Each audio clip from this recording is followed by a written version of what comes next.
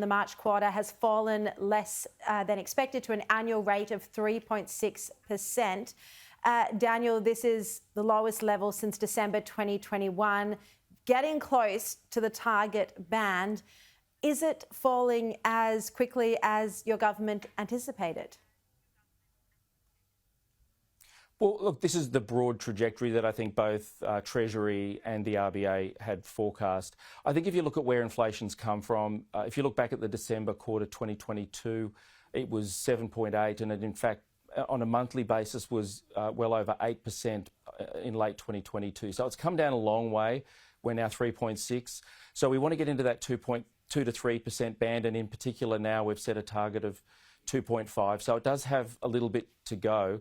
One thing I think that's really worth noting is that we've achieved that big drop from 7.8 to 3.6 with unemployment still with a 3 in front of it. But look, Sharri, you do draw attention to the fact that inflation does tend to slow down in its trajectory as you get closer to the target. We're seeing this in other countries. We're seeing this in the US where there was a slight uptick. But, you know, inflation typically, as it's coming down, does tend to get a bit slower as it gets nearer the target. What the RBA has said, though, is that... Well, the inflation target is 2 to 3%. We were expecting that by 2025. So 3.6% does seem like it's moving in the right direction. But, Bridget, the worry is that you just have to go to the supermarket to see that prices aren't coming down. The cost of living is still so high.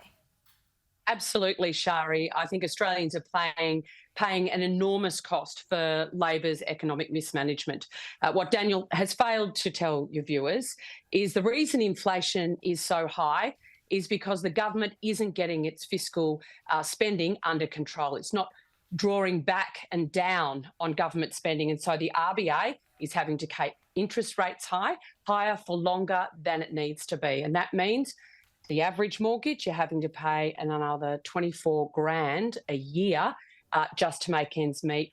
Food's gone up 10%, electricity in excess of 16%, and I could go on. Your viewers know it. What Jim Chalmers needs to do in this next budget is actually rein in government spending so that Michele Bullock can actually do the right thing on interest rates, because economists now are concerned, given inflation is sticking around, that it is homegrown, is that the RBA may be forced to raise interest rates again over coming months, which would just be devastating for homeowners. Yeah. All right, tomorrow's Anzac Day. Just a quick final thought from both of you, Daniel Molino. Well, look, I'll be looking forward to going to the Sunshine RSL just a few hundred metres from where I am right now. It's always a very special morning. And I was also at the Turkish sub-branch of the RSL on Monday night. That's a special event as well and shows how important Anzac Day is as a reflection of two countries coming together after a bitter battle. Yeah. Bridget? Starting the morning at dawn in Wodonga, gunfire brekkie with the boys and girls, and then down to Benalla for 10 a.m. But it's a really important day in our nation's calendar to remember the heroism and the selflessness of our diggers. Indeed it is. All right, Bridget McKenzie, Daniel Molino, thank you so much for your time.